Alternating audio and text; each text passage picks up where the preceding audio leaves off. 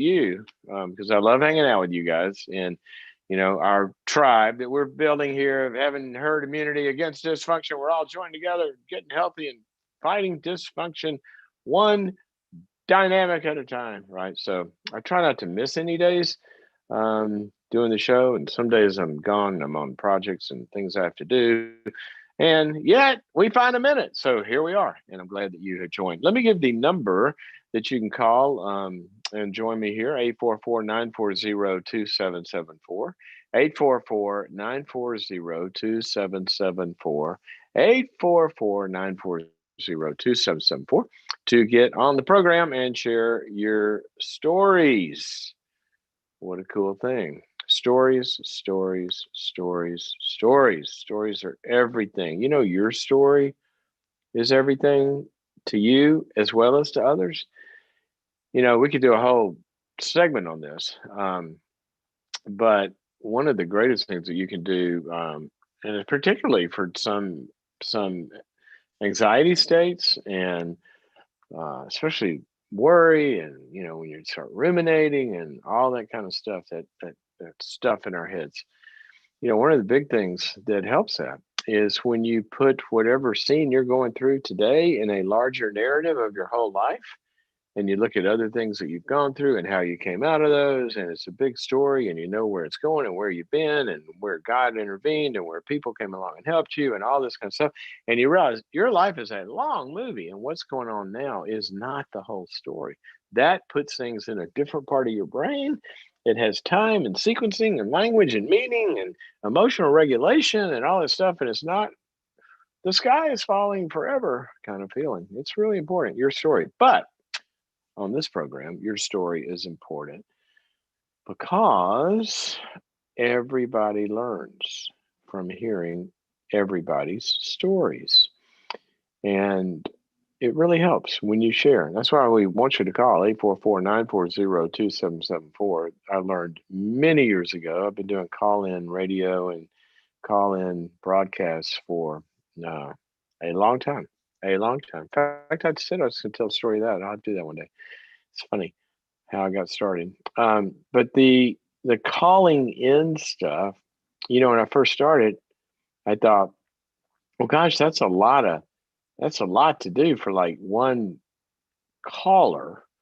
But we want to do it. We want to help these callers. And then I realized, wait a minute, it's not all about the caller. And then I learned, whoa, we're all learning from the caller, and there's millions of people listening to this one situation, and that person is sharing their story not only for their own benefit, but also we all get to listen, we all get to share, and we find out some things that what you're going through is one of my favorite verses in the Bible where Paul says, this stuff is common to mankind that we go through, and God knows how to deal with this and everything. And a lot of times we'll be in our own situation and think,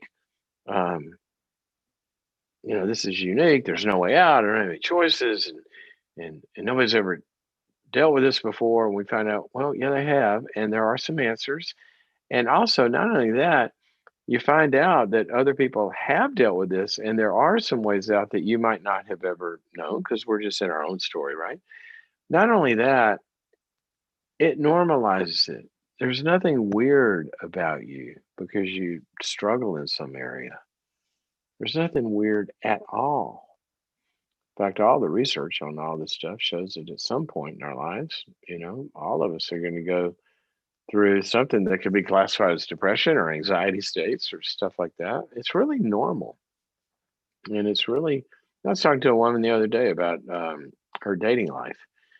And it was on a broadcast that they interviewed me for. By the way, we have a dating seminar coming up on March 24th. For all you singles, go sign up. Boundaries.me/dating 2-hour webinar right here. But I was talking to her about her situation, and she said, she's dating this guy and she's found a good one, and she said, but I feel, I'm kind of embarrassed because she listed the last, kind of few boyfriends that she had.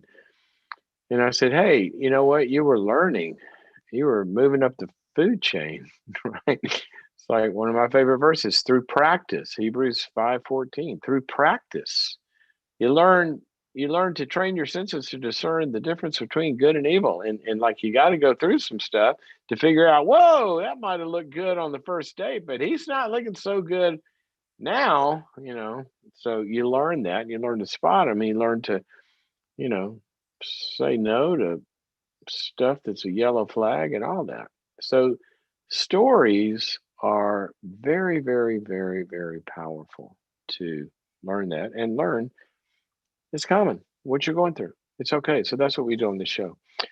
Um, you know what? I was going to let's see. I got to go to the callers here, and while they're still putting the callers up, I was going to hop into it, but I'm waiting to figure out who to go to and all that kind of stuff. But I was going to give you a little tip for today. I'll expand on this one day. I don't want to spend all the time yakking at you today. But one of the things that I was going to suggest to you, and this is kind of a larger story comment as well, is not too long ago I was talking to somebody who was going through some stuff and it was involving their extended family, and they were going through some things involved in some, it's irrelevant, the details, but they were kind of like, you know, weighing the the family issue. Why do I have to deal with this and all this kind of pain and stuff like this? But there were some good reasons for them to, be dealing with this particular person. And I said, you know what? Here's what I want you to do. I want you to journal over the next 30 days how much angst this causes you. Write down, is this something you think about and obsess about for 5 or 10 minutes a day? Or is it something that kept you up 8 nights this week? Yeah, I did the math on that. And let's really right size this, because sometimes things in your emotional brain can get very, very subjective, and it feels like it's making my whole life miserable. Well, really it's not, but your interpretation of it is. It's much like a panic attack. You start to get a fear of the pain, but you start to look at it and say, you know what, I went through the day today, and for 14 hours I didn't even think about this, or my boss didn't really bug me, for 4 days this week. It was really one time I had to interact. And you start to right size this stuff on both ends. Some of you are going to find out when you actually journal your misery, you're going to find out your biggest problem is in your interpretation of your misery. Like, some people do this for relationships. They'll even do it in a marriage, that, he's always or she's always, and then they get the always in their heads. And then that becomes the always, and that becomes their marriage in their heads. When you start to journal it, well, actually he gets in that mood, I don't know, once a week or so. How long does it last? I don't know, maybe an hour. Okay, well, is that always? Now, what about all the other? And so one of the things in emotional regulation is getting a clear, objective view of what your feelings are, what your conflicts are, what the situation is, and right sizing it. Now, it might go the other direction. You might have been minimizing. Say, yeah, sometimes we have. Well, how often? Well, not too often. I mean, well, how often is that? Well, I don't know, 8 nights this week. So you may be denying some things, and you may be enabling some things. And one of the big things they do in a lot of mood therapies, especially in the cognitive bent, is they have people actually log, mood states and how they interpret those, and it's a big deal. So that's part of your story as well. So look at that. Look at that. You'll find out things might not be as bad as sometimes we interpret them as. Which reminds me of one other little piece of research that I'll throw out at you. Did you know? Did you know that people in the happiest marriages lie to themselves just a smidgen, just a little smidgen, not a lot? It's not like you're married to a heroin addict and saying, oh, no, they're perfect. That's not what I mean. But here's what they've shown about happy marriages and happy relationships and this, that, and the other, that happy people in general are optimists, which means they kind of color everything a little bit more with the positive. And so, for example, husband leaves a bunch of crap all over the place, or wife, and said spouse goes, "Oh, there's isn't he cute? Isn't she cute? You know, she's so artistic, doesn't even live in the moment, always thinking about these big things, forgets to pick up their stuff." That's just one of the things. I just love how cute that is. And then somebody else looks at it and they just hit the wall. Oh, you slob, I married a pig. And a lot of the stuff, sometimes is in how we interpret it. Now, I know the opposite is true too. You can be really miserable by minimizing abuse and other kinds of things and very hurtful behavior, and don't do that. It's just interesting to notice that, the optimists have an edge, and it's not like they're miserable. It's like their mindset actually creates a lot of happiness. A lot of research out of that. So just try to look through the glass half full lens, and research has shown you do a lot better in life when you do that. All righty. So let's go to the phone. Sally's calling us from Pennsylvania. Sally, welcome to the program. Yeah. Hello? Thank you. Oh, hi I'm there. here. Can you Now I hear got me? you. I did. Hi. I got you. Gotcha. How can I help? I am a grandmother of a 5-year-old, almost 6-year-old. My Yeah. husband and I, second marriage though, so he's a step poppy, but he's a great step poppy most of the time. Anyhow, this little girl, we love her to death. She's our only grandchild of my only son. And we keep her 2 days a week while my son and his wife work. And we love every minute of it. But I can't decide, is it Now because it's that's an that old example number? of what I was just talking about. If you love every minute of it, then that isn't she cute when she poops all over the walls or something. That's Oh, that's a she's 5. really She doesn't do that anymore. oh, that's true. Okay. That's really, really good that she didn't do that. All right. So anyway, that's great. Way to go, Grandma. I mean, I love, love, love, love, love, love, love, love, love intergenerational ties, extended family, the fabric that used to hold this world together that's so broken down. Thank you for being involved in your grandkids' lives or life. And we feel it. We feel it's a privilege. It's a blessing. But So cool. here's the little situation. She's always loved men. Just, she's been that way. Her daddy, her poppy, her pappy. And I get that. But she can actually be mean, and it's usually to me. And then if she does something, if she does it around my son or if she does it around my husband, they'll go, "Oh, that's not nice." And everybody just moves on. Here's my thing. The original question was, am I being too sensitive? This is my bigger concern. I don't want her to become a mean girl. And we all know That's there are right. mean girls out there. And That's right. so she's not my child. How do I how do I kind of like stand up for myself and kind of pull the guys up by their bootstraps, or am I incorrect in thinking that should happen? You are not incorrect in thinking that should happen at all. I mean, one of our responsibilities to children, and not only as parents, but also as teachers, as other authority figures, is to teach a child, look, the value is not you be good to some people and be mean to other people. The value is you respect all humans, all of them, Right. all of them. Yep. And Including I'll tell you Granny. another, and well, especially Grammy, she's sacrificing for you.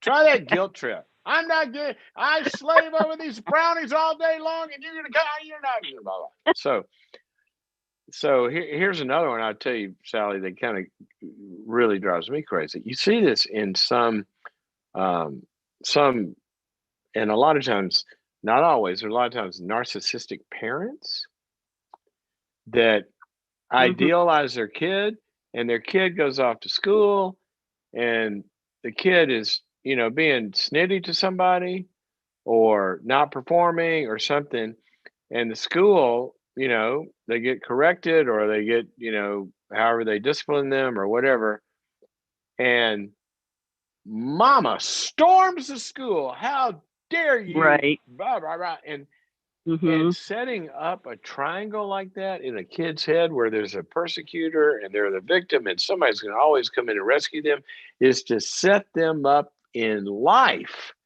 for Right. horrible scenarios. Mhm. Horrible scenarios. Now, there are times, sometimes when kids are not treated well, the parent has to step in and say, look, you're not going to treat my kid like that. But there are also very, very, very important reasons for teaching your children to respond to all authority figures, not just me. Very, very, very, Right. very important. So, yes, to answer your question, yes, there's very good reason. There's very, very, very good reasons, to do this. My my mama was very, very clear. She would say, "Now this is in the old days when they, um, when I went to school, it was not unusual at all to get paddled at school. I mean, that was just Oh, I remember. common. I remember. Oh, Yep. Mhm. commonplace." And I remember my mother, Mhm. she said this 1,000 times. Boy, you get a whipping at school, you get two of them at home. So, she said, don't think you can go be bad over there. Anyway, I'm not suggesting you do that, parents. Anyway, okay, so Sally, we got three problems here. All right, you ready? Uh-huh. Yep. One problem is, I say problem, there's three things to address. One of them is Sally is a member of a larger team here in this child's life. Okay, Mhm. there, there's there's Daddy. Now, Daddy's not with is. Do I remember you said they're divorced? No, no, no, no. They're married. They both work. They And both I work. mean, Okay, they okay. adore, yeah, they adore their daughter probably a little too much. Hmm. They feel bad because they both work. Yeah. Okay. So this is a team, right? Now, everybody Mhm. doesn't have the same role on the team. Everybody's not as important as everybody else on the team, but we're all involved in the kid's life. Okay. So, what I would want to do is, and I'll just say this from your perspective because you're the one I'm talking to. I would want you um, to sit down with the parents and, you know, your husband and say, okay, guys, I sometimes I don't know quite what to do here because, and I think we ought to, I need to understand the rules of who's going to do what discipline and all of that. But I want us to all get on the same page. There are times when she does some, some whatever word you want to choose, some speaks to me in a way that I don't think we want her talking to anybody, Okay. Mhm. because she's learning. This is time that you learned you got to be nice to people, right?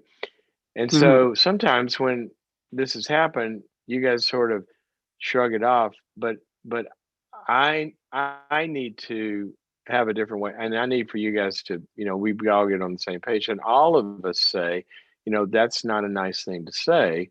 Try again, okay? Or Okay. that's not how we want you to talk to grandma or anybody. Try again, or and then you have consequences that are laid out for that. I'm going to let you go sit in time out a little bit until you think about a better way to talk to grandma, and then you can come back and then you can play. But it's best to get all the stakeholders together and get aligned on that. A. B, I think the other issue is kind of her, and watching her and this and the other, and trying to get a little bit of of the dynamics involved in her behavior of why she does this. Does she do it when she's feeling overwhelmed? Does she do it when you know she hasn't had enough structure? Does she do it? So we always want to have limits, but we always want to find out what's the underlying weakness or thing that we need to address as well. One of my favorite verses in the Bible is 8,000 verses. It talks about two things: grace and truth. So we want the grace would build her up to find out what need may be being expressed in this. It may be frustration from somewhere else, and she loves grandma, and grandma is so nice that grandma's become a great dumping ground. That could be it. But she's actually mad at somebody else. See, that can happen. So we kind of want to have the boundaries and the limits, but we always want to do good kind of, why is this child acting this way? Because usually there's something motivating bad behavior as well. And then the third thing is Sally. Yeah, sure. And in a 5-year-old mind, my husband said to her last week, he goes, "Why would you say something like that to Grandma, to Grammy?" And she says, "Well, she doesn't wrestle with me like you do."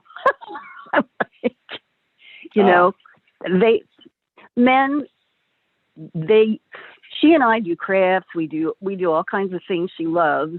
Guys just do different things with little kids. That's just the standard. She said, and by that, Grammy doesn't wrestle. But by that, does that statement mean, because I like wrestling better than crafts, so I'm bugged about that? Or does it mean you're stronger because you do wrestling things with me? Which did it mean? See, sometimes and this is a very important point, sometimes kids, especially in characterological development, what happens is, in the absence of limits, we all tend to regress. Okay. And if she's not feeling enough strength come from grandma in her limits and boundaries and all that, she may feel she's getting a little regressed, and the wrestling may sort of contain her. I don't want to get off on a whole nother debate with a million people makes here, sense, but it's sort of like a send me your opinions. I'm not endorsing this. This comment is not meant to endorse or whatever anybody or any particular persuasion, but it's sort of like the Caesar Milan dynamic with dogs. How he comes into a scenario, the dogs are out of control, and he comes in and says, "Okay, let's," and there's a little firmness, and the dogs all of a sudden start to behave. Well, there's a thing about structure. Okay, I'm not talking about, dominating, but there's a thing about structure that really helps calm children and adults down. We need that. So she may be needing a little more limit setting from you, just maybe. Okay? Got to go to some other callers, but that would be some initial ways. Thank you so much. And the other thing is this: grandma has a voice in this too. And you're a human, you're a person. And you can look at that child and you can say, "You know what? I don't like to be talked to that way. And I don't play with people that talk to me that way. So if you're going to talk to me that way, then we're not going to be playing until you come say you're sorry. And then I'll play with you." Okay. She needs to learn that. Yeah. Good for Thank you. Okay. Thank you so much. All right. Thank you for your call. I appreciate it. Oh, gosh.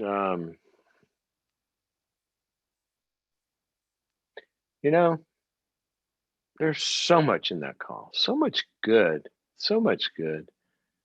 Grandparents, some of you, I feel for you, because you're doing way more than you ought to be doing, because you basically had to step in and be the full parent in some scenarios.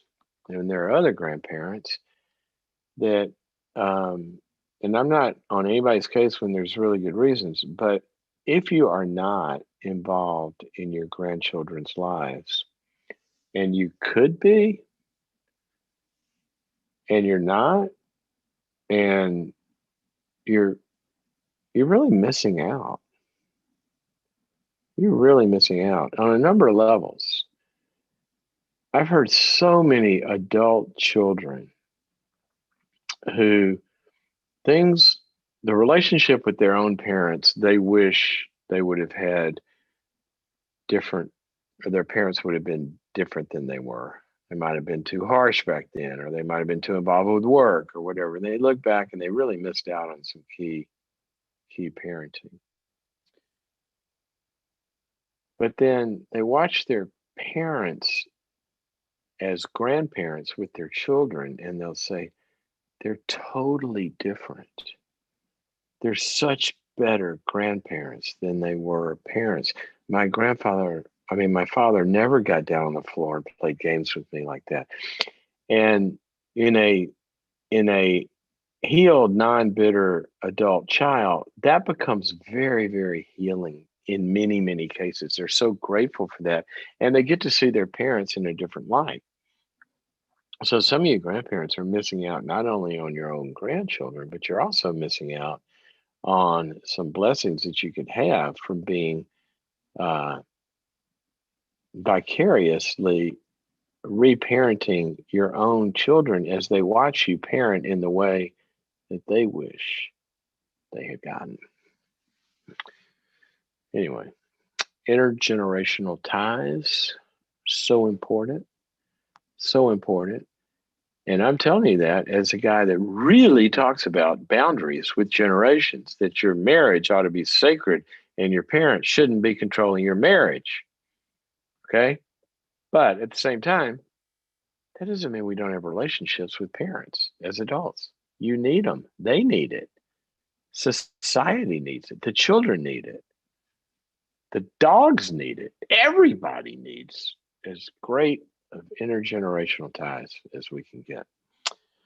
Okay, let's go. Let me see. Hang on. I'm trying to figure this out. What order everybody's in? Okay, Roberta calling us from British Columbia. Roberta, international caller of the day so far. Woo! Thank you for calling. And how can I help you? Well, hello, Dr. Cloud.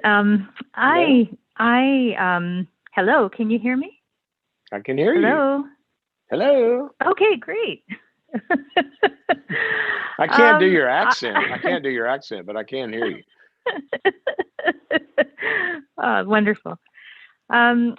I am a real connector, and I am working hard at keeping my family all connected with each other. And I'm just a little concerned about my son, who is he's living with his partner right now in another province, and they're about to have a baby. But I would like to be able to have a conversation with him once in a while on his own. He's very busy because he's a med student, but I guess all I get at times is with a FaceTime call with him and his partner.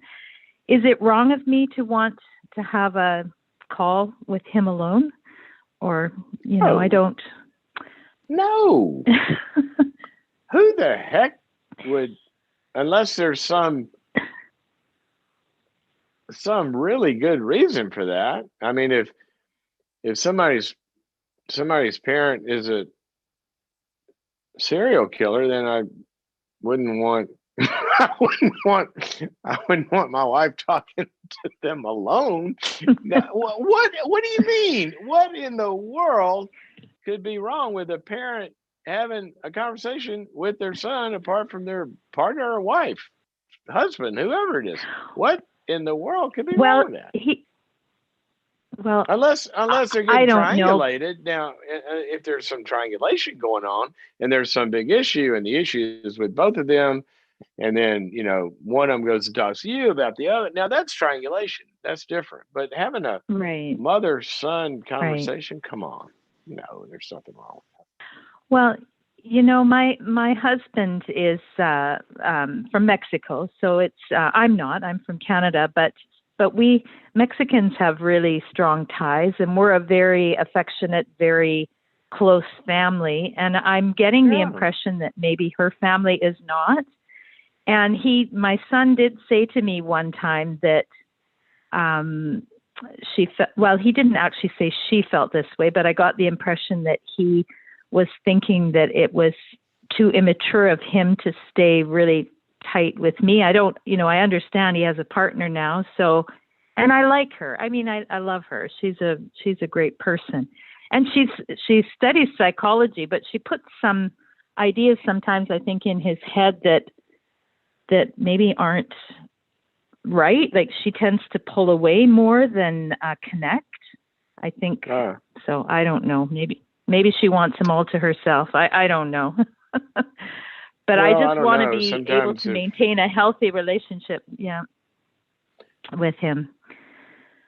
Well, okay, so the comment you said that he made was he doesn't think it's healthy or he's got to grow up, or it's not mature. What was the way you put that? For a son to be? Well, I guess the comment that he was making was that he was spending too much time with family, that, it was, he needed to grow up and spend a little less time. I don't know if I'm wording it right. I don't know. Well, but let's talk about that. How much time is he spending with family of origin versus his partner, mother of his child? I mean, was she getting ignored? Was he all the time over at y'all's house? And I mean, what are we talking about?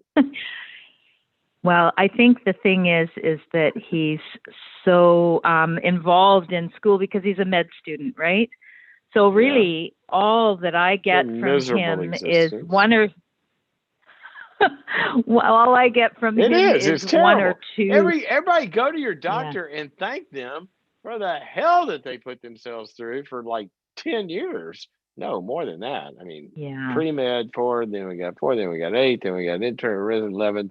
It could be up to 15 years. Anyway, that's a different topic. So he's very, very busy. And so all I get from him is maybe a 1 or 2 word response from a text that I might send him once or twice a week. What? That's really all I get from him. Yeah. And that's too much? Well, I don't know. I did ask. I have a saying: God and the Beverly Hillbillies would agree on this, right? Meaning, who in their right mind would think, unless the content is triangulating or fraught with all sorts of stuff. If we're talking about, but if we're strictly talking about the quantitative attention that mom or family is getting apart from his primary relationship, a couple of texts a week does not seem like a felony to me. Well, I asked for a FaceTime call, if I could book a FaceTime call with him, and he hasn't responded. I did book a FaceTime call with his partner. A FaceTime with him, how often? 3 times a day? No. Every day? Just one FaceTime call. No, I haven't. Per what? Per week? What are we talking about? No. See, maybe per month. Per month? Come on. Yeah. I think people ought to. All right. Now, all things aside that might be crazy, right? So, if there's intertangling dynamics and encroaching mothers that pulled the son into the web and take them, all of that kind of stuff, triangulation, financial manipulation, guilt manipulation, it's rescuing me from not having to deal with my spouse manipulation, all of that sort of stuff. If all that's not happening here, and we're talking a quantitative question, I'll just say this, my humble opinion, any grown son that doesn't talk to their mother at least once a week? Come on. Call your mom once a week and find out how she's doing. And I bet I Well, can I find booked a research on that. FaceTime call. That's not an empirically based statement, but I'm just telling you from this Mississippi grown boy, if something's wrong, if you're not talking to your parents, come on, I'm gonna rant on this. Sons, call your mothers. Well, I booked a FaceTime call with his partner, and we had a wonderful conversation. But the time that he spoke, she was sitting right beside him, and I just told him, I don't mind that, but it's really awkward because she likes to talk about different things than you do, and I'd like to have a call with you once in a while on your own. But he hasn't responded to that, and I don't want to drive them away. They're going to have a baby any day soon, That's and right. I just want to stay connected. I want to stay connected, so I want to be supportive. I know, and I love your attitude on this. And look, all you can do is make requests and say, "Yeah, I'd like some time with you, by myself every now and then." And if he says no, or whatever, then he says no, and I, the more this is going to sit in his lap if he's in a marriage where he can't have a conversation with somebody apart from his wife. That's going to be, um, while he's in medical school, he might study that a little bit. That's just a. Well, she's doing her PhD in psychology. Yeah. So I don't know what's going on there. Well, tell her to go study, enmeshed relationships.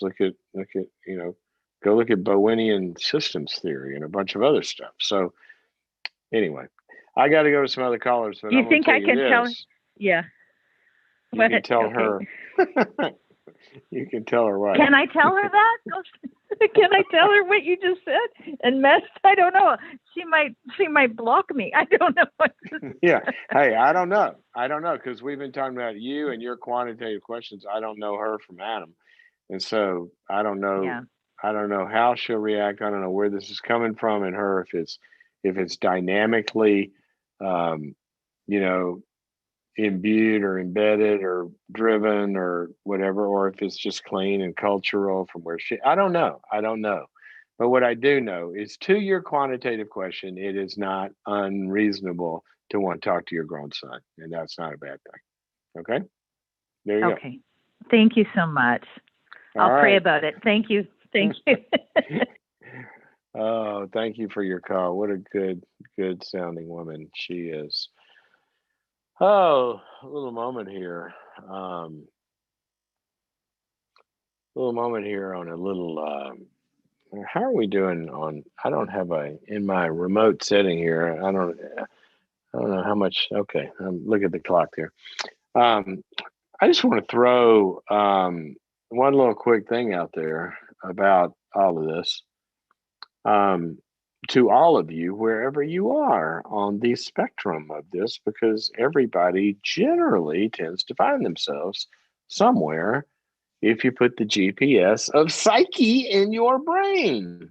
Everybody's got to have a GPS for your psyche. Please get a psyche GPS. What does a GPS do?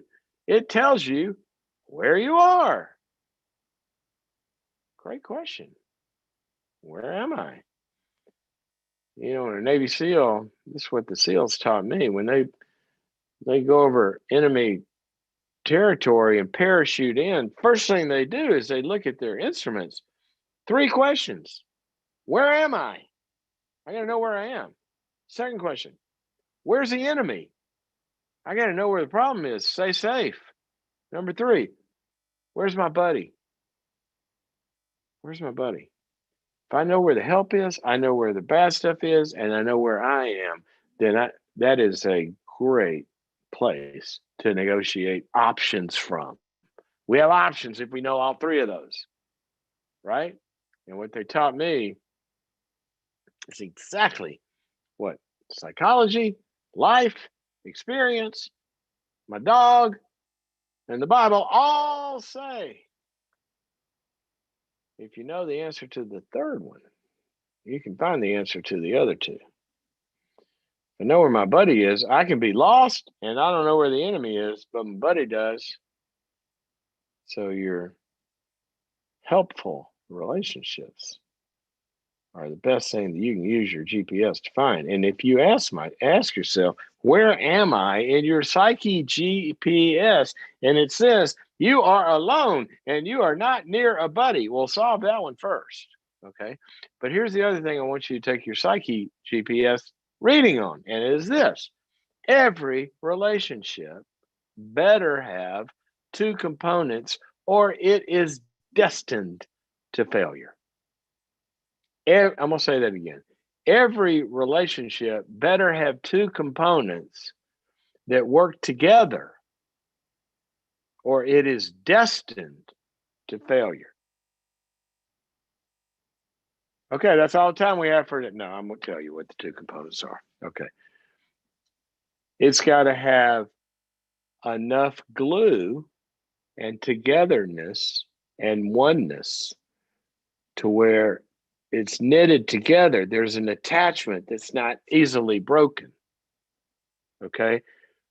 One of my favorite verses where Paul says our hearts are to be knitted together in love. Knitted together. That's what secure attachment does. Okay. That's component number one. Component number two, within that attachment and without breaking the attachment, there's separateness and freedom and autonomy within that relationship. We got togetherness and we got separateness.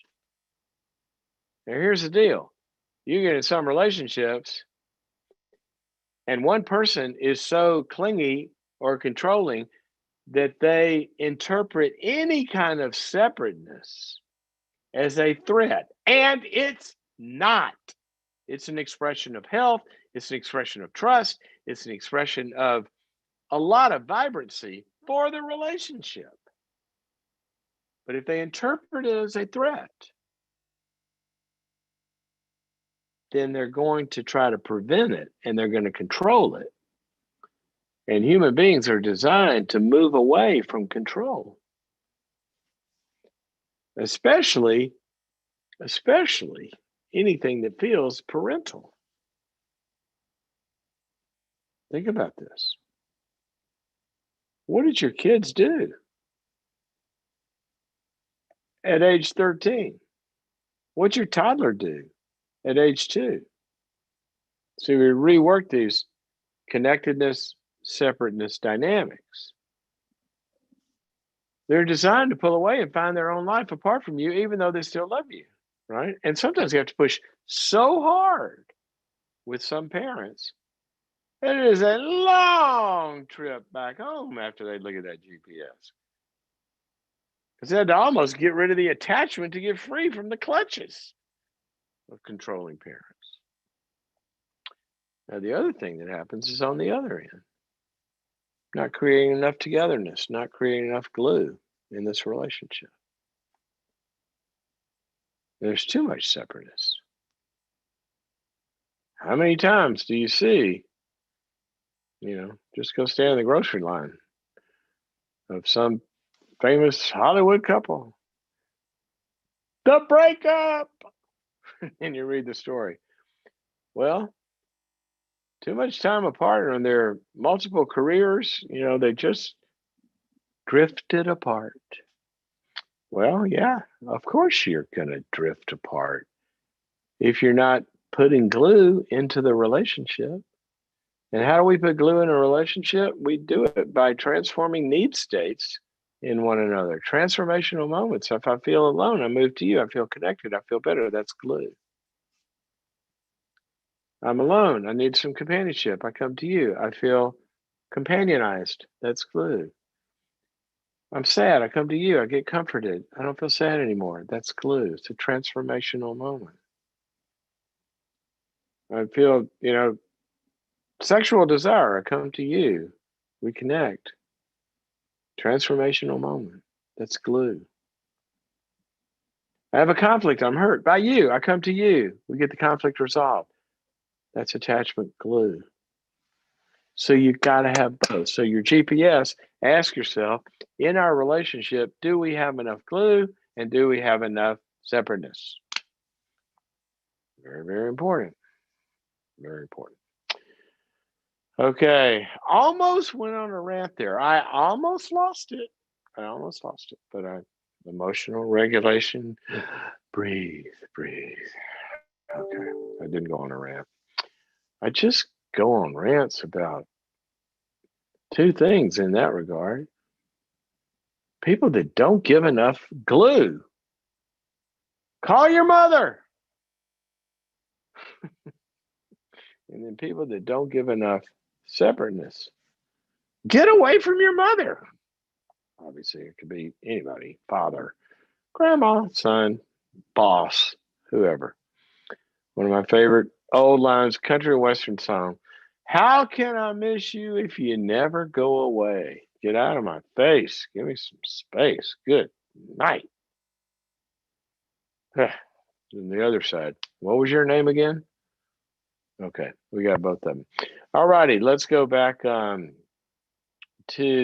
the phones here. Mary's calling us from Florida. Welcome to the program. How Hi. can I help you? Hi, Hey, Dr. Mary. Cloud. Thank you so Hello. much for taking my call. You're very Sorry if welcome. I'm sounding a little bit, thank you.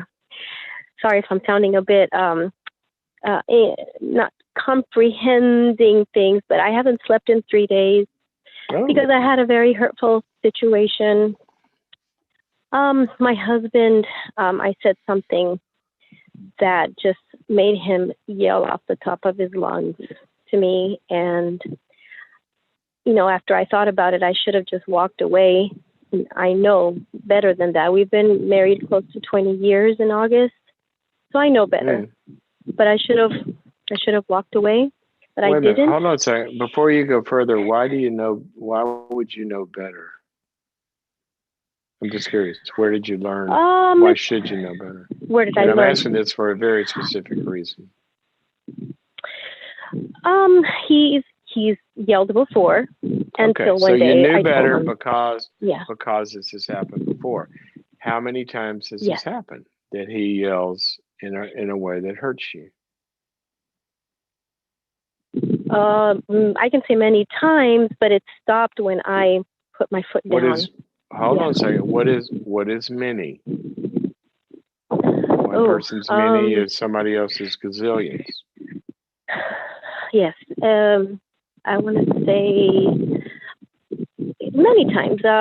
When we would have family get-togethers and we weren't ready on time, he would, like, you want me to count and think and count how many times in my 20 years?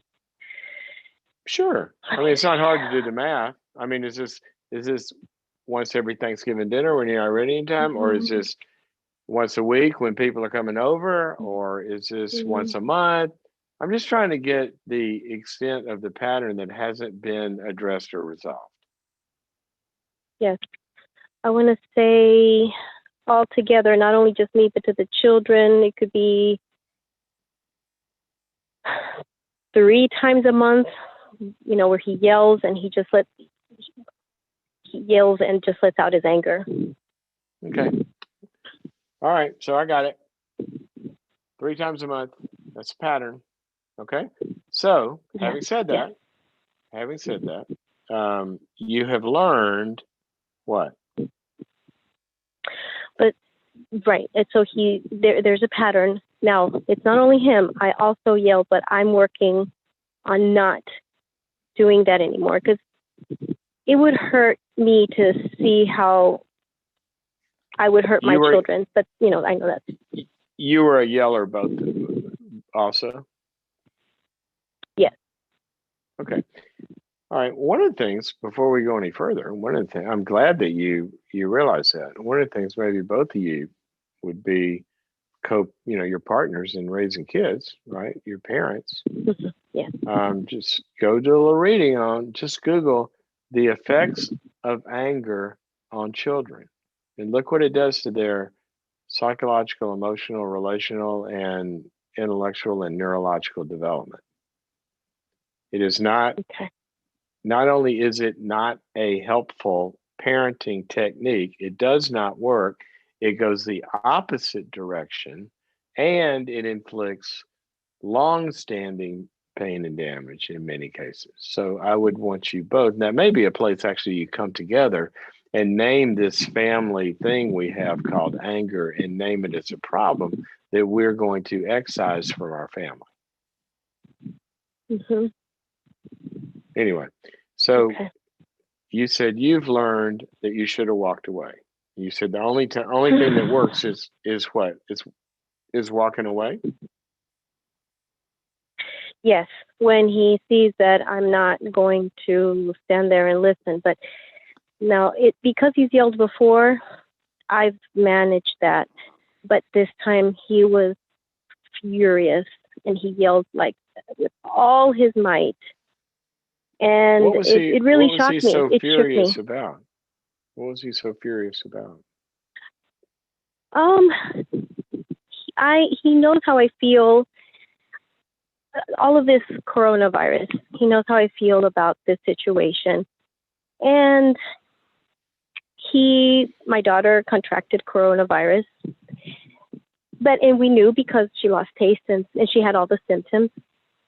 And she still got tested by him. It wasn't me. You took and got her tested only because his sister was going to have my husband's nephew's birthday party. And when I heard that it was not invasive, I was concerned that it was going to be very invasive and hurtful. He told me, no, it wasn't like that at all. So I was fine. It was Wait, okay. I'm sorry. I'm sorry. I'm really lost. What? Your daughter had COVID, and they Yes. were going to have a birthday party? Yes, and they didn't want her to be COVID positive. So my husband spoke to his Somebody sister. else? She said, Who? I'm sorry. my Who's husband. having? Sorry, doctor. I'm lost. Okay. Help me out. My sister-in-law's son, my husband's nephew, Was had having a birthday party. Your daughter had COVID. Yes or no? Yes. And yes, they didn't sir. want her coming to the party. I just need to understand. And they didn't want her coming to the party. Is that the basic thing here? Yes, that's correct. And I knew she had it because she was showing the symptoms. But we had not had her tested until my sister-in-law spoke to my husband. And I don't know what they spoke about. That was also mad. I was mad about that. I don't know what they spoke about, but I was mad. You were mad that your sister-in-law said, "Don't bring your kid over if they're sick"? No, I was upset because I wasn't involved in the conversation. My husband didn't update me or tell me what they spoke about. And then next thing I know is he's getting my daughter tested. And like I said, that was okay because it was not invasive. Okay. It was very gentle. That his conversation with you was not invasive. I'm sorry, doctor, to not sound clear. No, it's fine. I'm just trying. There's a lot of moving parts here. I thought you meant the party was not invasive. She was not going to go over there. I didn't. I'm lost. Okay, so he figured this. He listens to her. He gets the kid tested. She's positive for COVID, right? Yes. Yes. She doesn't go to the party, I hope. Right. No, we didn't go. We didn't go to the party. So then how do we get to the issue? How do we get to so what happened that he got mad at? When I told him that, because of the positive results, you get a call, whoever's positive, you get a call from the health department. And honestly, that's what got me upset. that's what got me mad, because I knew she was positive. We didn't have to have this. Well, I'm we not we didn't sure. need the Oh, health well, hold on, department. hold on. Just finish that sentence for me. That's what got me Hmm. upset. The fact that the health department would call you got you upset? Yes, because it wasn't necessary. I knew she had coronavirus because of the symptoms. No, no, no, you didn't. Okay.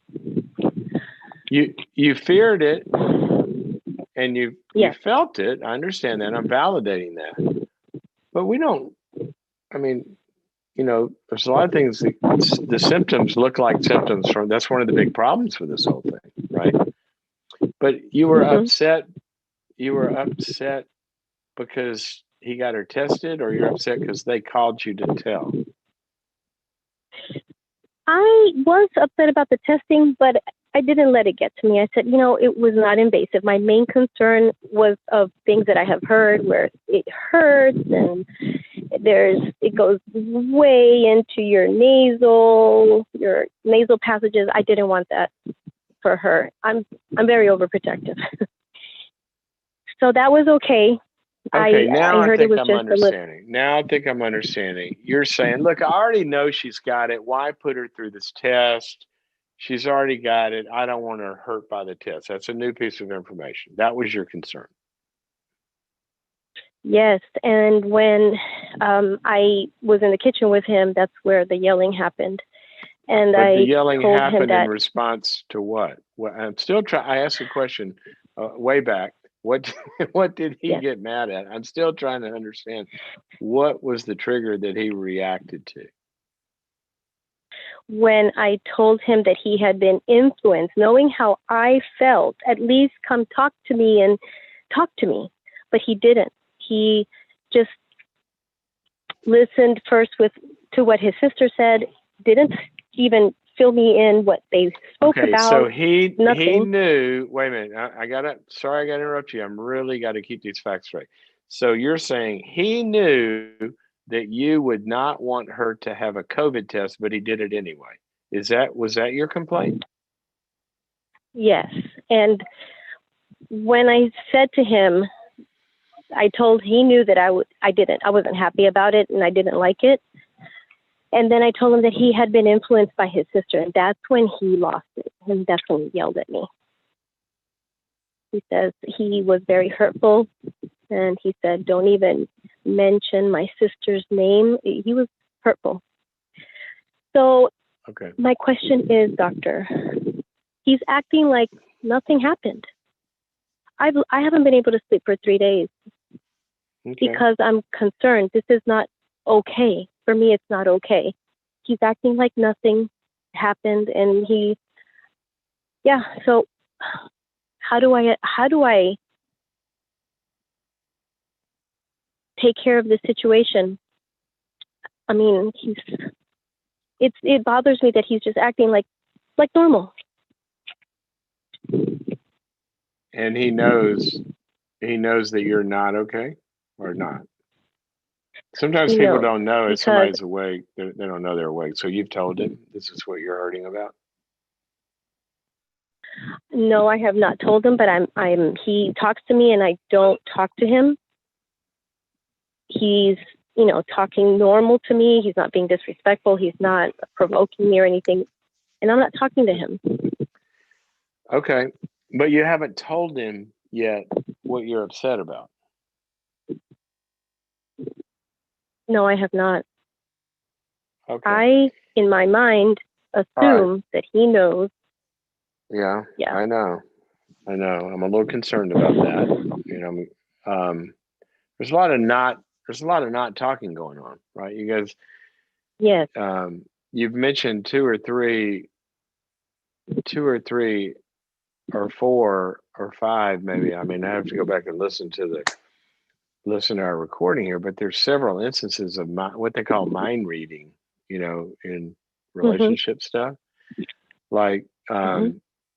like you were saying, he should have known, right, that this would Mm-hmm. upset me.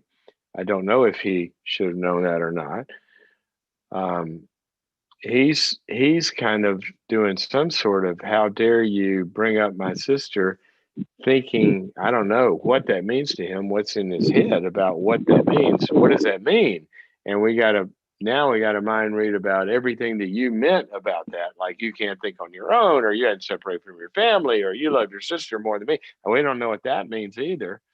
There's so many things in here that you guys are not doing what has to be done in a relationship where there's triggers and difficult conversations that have to be had. Now, you may have heard me say this before on the program, that the definition that some people use, mainly the researchers out of Harvard, to talk about this formula, that a difficult conversation is one that has three elements to it. Number one, there's big things at stake. There's big things at stake. And you know what? I'm going to interrupt us here because I just got a battery warning and my phone is going to die. There's something about where I am that's pulling at the internet in a way that's draining the battery way faster than it normally happens. So I've never done this before. But let me see if I can plug this in here while we're talking and make this work. Okay, if this loses everybody, it's been nice being with you today, and I'll see you tomorrow. Okay. Let's see. Thank you. I don't even know which end of this contraption this little guy goes into. It should go right there. Did you go away? You're there. Okay. I'm here, doctor. Yes. All right. So I had a point there. What was my point? What in the world was my point? Oh, the Harvard study. Thank you, Abby. Three things. Number one is that the stakes are big. All right. If something really matters. Does a scenario about COVID matter to both of you? Absolutely. COVID's a big deal. All right. Number one, there's a real issue that matters. Number two, there's high emotions on both sides. You have high emotions. He has high emotions about this. Number three, we have different opinions. We have different perspectives. You put all those three together and you've got, in California where I live, when the brush gets really dried out in the fall, you're ready for a fire to start on one of those hillsides. If there's, that's a lot of kindling there. So you guys have all three of these. All right. So I can't go through all of it. Go to boundaries.me, and I've got a whole thing on there on difficult conversations, lots of courses. But one of the things you guys don't have a place for is a safe middle. There's like a table, right? And you're over here and he's over here, and you both are able to get your meanings of this and your facts of this and where you're coming from on the table in a neutral way where they're listened to and understood by the other party. So you haven't, he hasn't, see, none of that's been communicated. So y'all understand, what does this stuff mean to me? And that's why I have these reactions. That's why I have these emotions. And once we start to understand each other's meanings, then we really know where they're coming from and why it matters so much. Now, somehow he has not heard the meaning of his anger to you. It really hurts. Right? Yeah. I mean, it keeps you up. You're talking about, I'm sorry, doctor. I didn't mean to interrupt. Did you mean he's hurting because of him yelling or? No. I'm saying he has not heard, H-E-A-R-D. He has not understood what it does to you or what it does to kids or what it does to other people. He's not aware of the consequences to other people and the relationship when he doesn't control his anger. That's one example of many things that you've given me in this call of where there's not a mutual understanding of what we're thinking, what we're feeling, what we're fearing, where we can come together as each other's partner to solve that problem for the other person.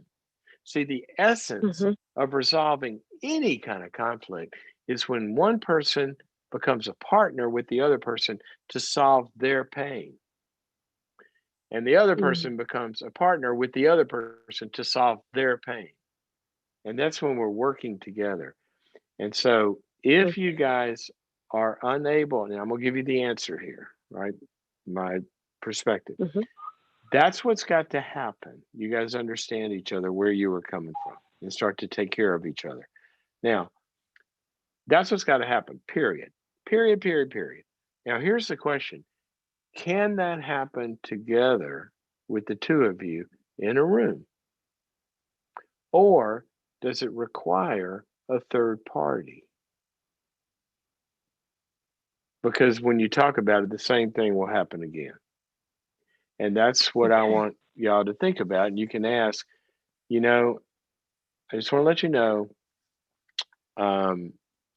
I really, to get back to a good place, I really need to talk about what we went through the other night. It's been hard for me. Do you think we can talk about that and try to understand each other and talk about it calmly? I can't go through the anger thing. I don't want to go through the anger thing again. So if you don't feel like you can do that, then let's get a third party to sit with us. Okay.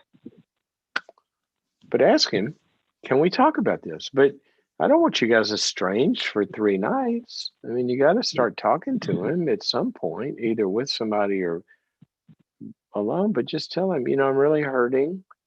I care about our relationship. Go in with the positive. I care. I want to be close to you. I haven't felt close since this thing happened. And I want to get back to a better place. And we got to talk to each other to get there. Okay. All right. I got to run. Unfortunately, we're out of time. Thank you. But Thank you so much. go to Boundary. You're welcome. Go to boundaries.me and you guys look through the difficult conversation, the conflict resolution, and all of those modules. It may be helpful to you. There's so much in there. I wish we could have a day to unpack so many issues that she brought up about how our relationships and connections with each other can break down. And one of them is let's just start by listening. And it may or may not make sense to somebody else. Well, I wouldn't have felt that way. Well, that's true. You wouldn't have, but she or he did. So there we are. And that's where the whole, almost a phrase that in some ways drives me nuts because it can get off the rails. But there is a helpful phrase called my truth, right? Because my experience of this is different than your experience of this. And we have to validate each other's experience of something. Now, sometimes that goes so far into the weeds, like there's not even any external reality. And that's when it becomes problematic. But in feelings, everybody's feelings are valid. They're true. They have to be validated and understood and all of that. I mean, there's your truth and my truth, and then there's the truth somewhere, and God only knows that. And even that has different components depending on the perspective of it is so confusing. But I'm going to make a mess here. It is so confusing, but the only thing that makes the fog go away is understanding and listening to each other. I might not have a clue in God's green earth how you could feel that way. How in the world could you feel? How could you take this situation and end up there? But just because I don't have a clue, I got to get cured of my cluelessness, and I better understand. And I better shut my trap until I do understand. Because everybody's got a reason they feel like they feel. Everybody. One of my favorite verses says this: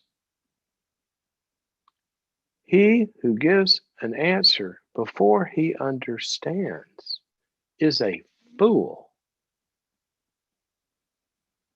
How'd you like to go to the doctor? Dr. Jones, got to make an appointment. Okay, I can see you at 1:30. You walk in 1:30. You start to say, hi, doctor, let me tell you, You walk in at 1:30, Dr. Jones gives you a prescription and closes the door. Well, doctor, I didn't even tell you. How do I? You don't even know what's wrong with me yet. You don't even know. Well, welcome to the world of today's healthcare system. But that aside,